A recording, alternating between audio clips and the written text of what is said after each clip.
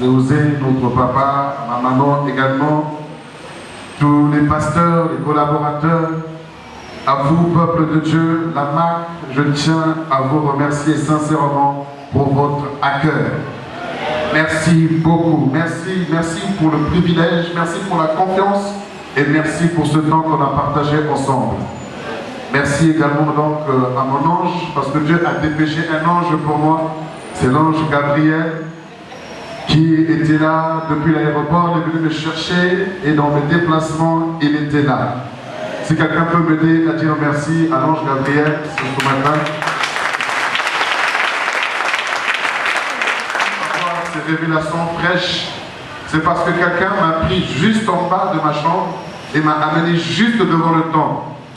Donc je n'ai pas pu avoir le taxi, d'abord à négocier le prix, tout ça, les révélations partent comme ça. Tu cours, quand tu cours, en même temps il y a des révélations comme de partir. Tandis que quand tu as fini de prier, tu es frais, tu rentres dans la voiture, on te dépose juste et vous recevez les nouvelles fraîches au-dessus du ciel. Alléluia. C'est pourquoi il faut dire merci aussi à mon frère Gabriel. Et je suis toujours dans la joie d'être avec vous. C'est toujours pour moi une joie, un privilège que d'être avec vous. Merci aussi donc à mon fils Richard. Que le Seigneur te bénisse. Vraiment sois béni. Et aussi longtemps que le Seigneur le permettra, je viendrai toujours partager la parole avec vous. Sachez que vous êtes dans mon cœur. Et je ne suis pas indifférent à cet acte que vous avez posé. Je n'ai pas les moyens ou la force de répondre à vos besoins, mais le Dieu que je sers avec persévérance et détermination ne manquera jamais de vous bénir, ne manquera jamais de vous visiter. Et je prie ce matin que le Seigneur m'utilise encore et que réellement qu'il y ait quelque chose de nouveau dans ta vie, quelque chose qui va se passer. Si tu n'as pas compris ce que Dieu a dit le mardi, mercredi, jeudi ou vendredi, où tu as été empêché, tu n'as pas pu être là, sache qu'avec le Seigneur, même étant le dernier, tu seras toujours le premier. Amen. Nous allons prendre nos Bibles dans le livre de la Genèse, chapitre 14.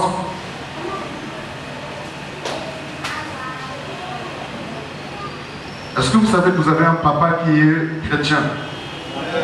Est-ce que vous savez que vous avez un pasteur chrétien? Non, là c'est oui ou non. Oh, il y en a que deux qui sont au courant. Je dis, est-ce que vous savez que vous avez un pasteur chrétien? Vous le savez? Alors il faut rendre grâce à Dieu tout le temps pour ça. Parce qu'il y a beaucoup de pasteurs qui ne sont pas chrétiens. Beaucoup de pasteurs qui ne sont pas convertis, mais sont seulement avertis. Mais vous avez un pasteur chrétien et il faut rendre grâce à Dieu pour ça. C'est une grâce, c'est un privilège. Amen. Et il faut continuer à prier pour lui et son épouse. Alors, nous avons dit Genèse 13, hein, je sais pas 14, j'ai dit 14 mais c'est 13. Genèse chapitre 13, du verset 14 au verset 17. Genèse chapitre 13, du verset 14 au verset 17. Nous y sommes? Nous sommes là? Ok. L'Éternel dit à Abraham, après que Lot se fut séparé de lui, lève donc les cieux et de l'endroit où tu es, regarde vers le nord et le midi, vers l'est et l'ouest, car tout le pays que tu vois, je te le donnerai à toi et à ta descendance pour toujours. Je rendrai ta descendance comme la poussière de la terre, en sorte qu'on ne pourra plus la compter, que l'on ne comptera pas la poussière de la terre. Lève-toi, parcours le pays en long et en large, car je te le donnerai. Abraham dressa ses tentes et vint habiter au chêne de Mamré, à côté d'Hébron. Il bâtit là un autel à l'Éternel. Amen. Que le Seigneur bénisse sa parole et nous en donne la révélation ce matin au nom de Jésus. Amen. Frères et sœurs, j'aimerais partager ces quelques mots avec vous. Je ne pense pas que je serai long ce matin, parce que le Seigneur veut nous parler de ton avenir ce matin. Je dis, le Seigneur veut t'annoncer des choses à venir. Il est le Dieu qui annonce des choses longtemps en avance avant qu'elles ne s'accomplissent. Et ce matin, j'aimerais te dire, du lieu où tu es, virgule, lève les yeux et vois. Du lieu où tu es, ou du lieu où tu te trouves, virgule, lève les yeux et vois. Du lieu où tu te trouves, du lieu où tu es, lève les yeux et vois. Je relis encore avec vous ce passage. L'Éternel dit à Aaron, après que l'homme se fut séparé de lui, lève donc les yeux et de l'endroit où tu es, regarde vers le nord et le midi, vers l'est et l'ouest, car tout le pays que tu vois, je te le donnerai à toi et à ta descendance pour toujours. Je rendrai ta descendance comme la poussière de la terre, en sorte qu'on ne pourra pas plus la compter que l'on ne peut compter la poussière de la terre. Lève-toi, parcours le pays en long et en large, car je te le donnerai. Abraham resta ses tentes et vint habiter au chêne de Mamré, à côté d'Hébron. Il bâtit là un autel à l'Éternel. Amen. Frères et sœurs, vous savez, le Seigneur, lorsqu'il se révèle à nous, il vient à nous tel que nous sommes. Il vient à nous tel que nous sommes à l'état brut. Lorsque le Seigneur s'est révélé à Jacob, alors qu'il était en train de fuir son grand frère, après qu'il ait escroqué, le Seigneur s'est révélé à Jacob dans l'état brut. Jacob était, entre guillemets, il avait escroqué, il avait mal agi, mais il était en train de fuir. Et dans cela, Dieu se révèle à Jacob au travers de la vision de l'échelle. Et il a vu au-dessus de l'échelle l'Éternel qui était assis sur son trône, et il voyait des anges monter et descendre. Et le Seigneur lui dit que je ne t'abandonnerai pas, tant que je n'aurai pas accompli en toi toutes les promesses que j'ai annoncées à ton sujet. Et quelles promesses? Les mêmes promesses que le Seigneur a fait à Abraham, son grand-père, ce sont les mêmes promesses que le Seigneur a données à Jacob. Le lieu où tu te tiens, je te le donnerai à toi et à ta descendance.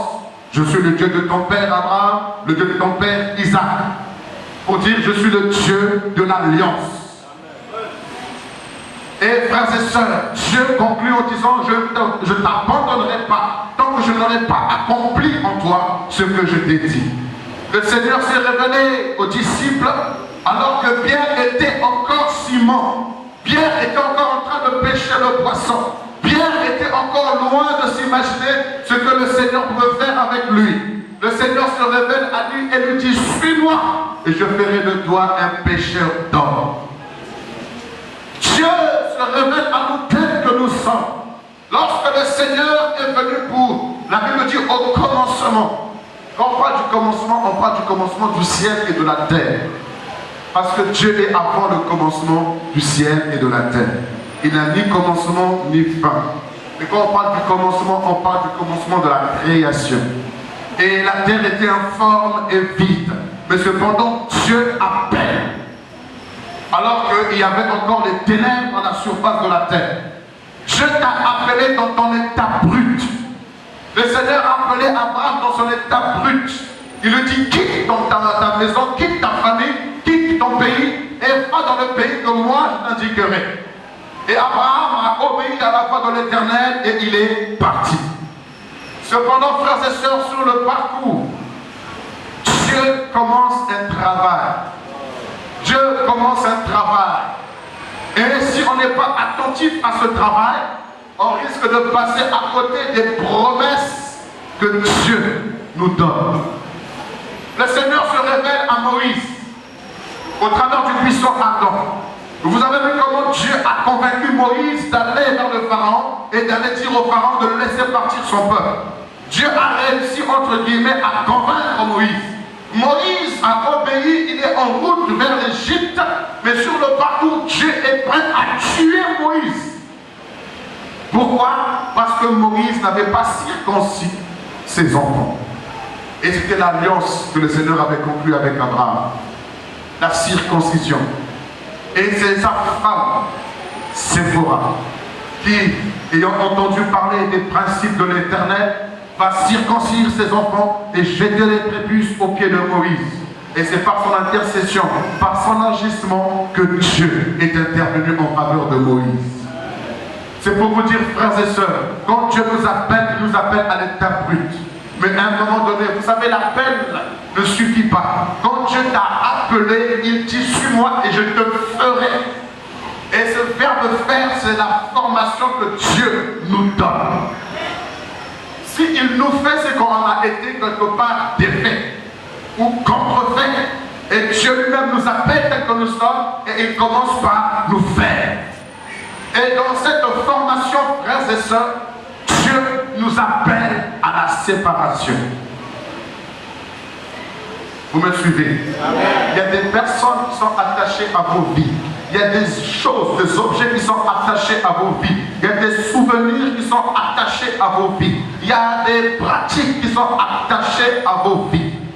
Et souvent, toutes ces choses que vous amenez à l'état brut quand le Seigneur vous appelle, vous pensez que vous allez évoluer avec ça. Mais Dieu va commencer un travail. Et plus vous allez vous séparer, et plus il y aura des révélations de la part du Seigneur. Le Seigneur a appelé Abraham seul. Il a dit, quitte ta patrie, quitte ton village, quitte ta famille et suis-moi. Et Abraham, il a amené avec lui son père, il a amené avec lui toutes ses richesses, même son neveu Lot, il a amené tout le monde avec lui. Et sur le parcours, il va perdre son père, Terah. Dieu va séparer Abraham avec son père, Terah. Terah qui signifie retard. Et dans le plan de Dieu, si Terah continuait avec Abraham, il allait être retardé. Dieu va séparer, non pas diviser, mais séparer Abraham de Terah. Il le sépare de son village. Il le sépare de ses traditions et de ses coutumes. Mais Dieu ne s'arrête pas là. Il continue. Abraham continue sa marche. Et dans sa marche, vous avez vu comment Abraham pouvait tâtonner. Jusqu'à ce qu'il y ait une querelle entre les bergers de Lot et les bergers d'Abraham. Et lorsqu'il y a la querelle, le Seigneur va se révéler. Abraham dira à Lot, regarde ce qui se passe entre nos bergers. On dirait que le lieu où nous sommes est trop étroit. Alors choisis. Si tu vas à gauche, moi j'irai à droite. Si tu vas à droite, moi j'irai à gauche. Mais je te laisse le soin de choisir. Et Abraham, du moins, Lot a choisi, ayant vu. Lui, lorsqu'il a regardé les plaines de Sodome, de Gomorrhe, il a vu comme si c'était plaisant, c'était agréable, que c'était vraiment comme le jardin d'Éden. Et il est allé vers Sodome et Gomorrhe. Et Abraham, lorsqu'il s'est séparé, la Bible dit après cela, après qu'il se soit séparé d'avec son neveu Lot, l'Éternel dit à Abraham, frères et sœurs, il y a des choses que Dieu vous révélera quand vous serez séparés. Je ne parle pas des couples séparés, je ne parle pas de ça. Je parle de ce que toi-même tu as amené quand Dieu t'a appelé. Tant que tu ne te sépares pas de ta barque, tant que tu ne te sépares pas de ta canne à pêche, tu ne pourras pas saisir certaines dimensions avec Dieu. Tant que tu ne te sépares pas, le Seigneur a séparé la lumière d'avec les ténèbres. Ce fut la révélation du premier jour.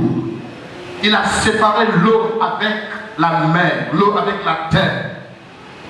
Ce fut la révélation d'un autre jour. Lorsque tu veux qu'il y ait une multiplication dans ta vie, si tu veux la révélation de la part de Dieu, si tu veux une croissance avec le Seigneur, il y a des sacrifices à faire. Amen. Et les sacrifices sont la séparation, la séparation. Et vous voyez, la vie d'Abraham a toujours été une vie de séparation. Il se sépare de son village, il se sépare de ses traditions, de ses coutumes, il se sépare de son père. Dieu l'amène encore à se séparer de Lot. Mais Dieu n'est toujours pas convaincu avec Abraham. Malgré qu'Abraham s'est séparé de toutes ces choses, mais Dieu n'est toujours pas convaincu. Il a fallu que 25 ans après, Dieu lui donne un fils. Et Abraham va marcher avec Dieu. 14 ans après la naissance de son fils, Isaac, Dieu dit à Abraham, sépare-toi de ton fils, donne-moi ton fils.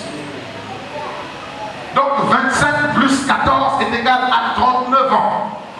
Et après 39 ans, lorsque le Seigneur va dire à Abraham, donne-moi ton fils, Abraham va aller donner son fils. Et lorsqu'il est sur le point de sacrifier son fils, Dieu lui dit, stop. Abraham, maintenant, je sais que tu me crains. 39 ans après, c'est là que Dieu dit maintenant. Donc quand Abraham s'est séparé de son village, de cette tradition, Dieu n'était pas encore convaincu. Quand il s'est séparé de son père, quand il s'est séparé de son nouvel hôte, il n'était toujours pas convaincu. Mais lorsque Abraham était prêt à se séparer avec son fils, Dieu dira maintenant. Et quand il s'est séparé, regardez comment Dieu a commencé à bénir Abraham au pagaille. Dieu a commencé à parler à Abraham, regarde les étoiles, est-ce que tu peux les compter? Ainsi sera ta descendance, regarde le sable de la mer, est-ce que tu peux le compter? Sache que ta descendance sera ainsi. Il a commencé à bénir Abraham au pagaille parce qu'il a vu que Abraham était prêt à tout donner pour lui. Il faut savoir te séparer. Tu as des relations de connexion que Dieu n'agrée pas. Et ces personnes constituent un retard pour le plan de Dieu dans ta vie. Ce sont des personnes qui te sont chères, que tu aimes. Moi, je ne fais qu'annoncer la parole. Toi-même, tu sais dans quel domaine Dieu te parle. Ne dis pas que l'homme de Dieu est en train de parler de mon mariage. Moi, ce n'est pas ce que j'ai dit. Je dis, oui, le pasteur là, il a dit, parce que ma femme là, elle me fatigue, on dirait un démon. Elle est en train de me retarder dans mon ministère. Elle me retarde dans mon... Non. Si ta femme te retarde, prends le temps avec elle. Communique-lui la vision. Parle de ce que Dieu veut faire avec toi. Vous savez, ceux qui sont appelés sont devenus tellement spirituels qu'ils pensent que même leurs femmes ne peuvent pas comprendre ce que Dieu leur révèle. Dieu a dit... Pourquoi je parle de ça ce matin? Amen.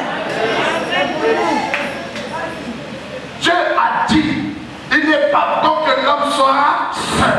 Je lui ferai une aide. Une aide. Oh, il faut bien le dire. Une aide. Une aide. Et non pas un blocage. Si tu as réellement reçu la révélation concernant ta femme au début, et non pas par les sentiments, mais que tu as compris que cette femme est ta femme, elle ne peut pas constituer pour toi un blocage pour ton ministère ou pour ton appel. D'autres tellement qui sont appelés par Dieu, non, moi je vais prendre le temps pour me marier. Et entre-temps, ils sont en train de blaguer avec les femmes. Mes frères et sœurs, Dieu dira une aide semblable. Alors si tu veux que la femme puisse être pour toi une aide, quand Dieu te parle, il faut savoir parler avec ta femme. Voilà ce que le Seigneur est en train de faire. Tu prépares, la femme a besoin d'être préparée. Quand tu ne prépares pas ta femme, elle ne comprendra rien. Et si elle ne comprend pas, comment pourra-t-elle t'aider si elle ne comprend pas? Il faut déverser la vision d'abord en ta femme. Il ne faut pas dire que non, elle est trop charnelle, elle ne pourra pas comprendre. Prends le temps de prier avec ta femme. Prends le temps d'enseigner ta femme. Prends le temps de prier pour ta femme, de combler ta femme, de la bénir chaque jour. Amen. Les frères ne disent rien. Je dis les frères époux, vous êtes là ce matin? Amen. Non, je vais entendre d'avoir grave d'Adam. Est-ce que tu es là ce matin? Il faut bénir ta femme. Il faut la bénir. Ma femme est là à Paris et je suis ici ce matin, je lui ai envoyé un message pour que même si je ne suis pas présent physiquement, qu'elle sache que par mes paroles, je suis à côté d'elle. Pour la bénir et l'encourager encore. Vous savez, il faut avoir une bonne femme pour qu'elle reste avec 4 enfants là-bas et que moi je suis en train de faire le ministère. Et quand j'appelle, elle me rassure, tout va bien, ça va, tout va bien, ça va. Et frères et sœurs, c'est parce que j'ai pris le temps de causer avec elle par rapport à ce que Dieu va faire avec nous. Mais elle n'est pas pour moi un blocage, elle est pour moi une aide. Et pour qu'elle soit une aide, il faut que je lui parle de ce que Dieu veut faire. Encouragez aussi vos femmes, il faut les encourager. Ah frère, vous êtes fous. Encourage ta femme, ne pense pas qu'elle est minable. Si tu méprises ta femme, sache que personne ne pourra l'aider. Si tu méprises ta femme, c'est que tu sais connaître ce que tu vas récolter. Tu la méprises, toi aussi on va te mépriser. Or, si la femme te loue, si la femme est fière de toi, même si tout le monde dit du mal de toi, mais tu seras fier. Parce que ce que tu sèmes, c'est ce que tu récoltes. La femme, elle est comme une terre. Ce que tu vas semer, c'est un petit grain. Au bout de 9 mois, elle te donne quelque chose de spécial. Ce que tu sèmes en elle, si tu sèmes de mépris, tu vas récolter la haine. Si tu sèmes de mépris, tu ne pourras rien recevoir. Sème des bonnes choses dans la vie de ta femme. Sème la vie, sème-lui de secrets, sème en elle de secrets, sème en elle de bonnes choses, sème en elle, prophétise sur ta femme, parle sur ta femme.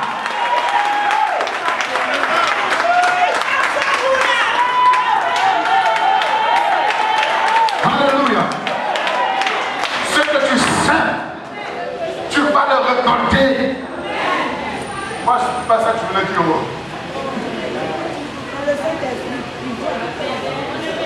Saint-Esprit voit. Oh, femme. Voyez comment Dieu entend vos prières. Il détourne mon message à cause de ta prière. Alléluia. Il ne faut pas t'attrister si ton mari te méprise.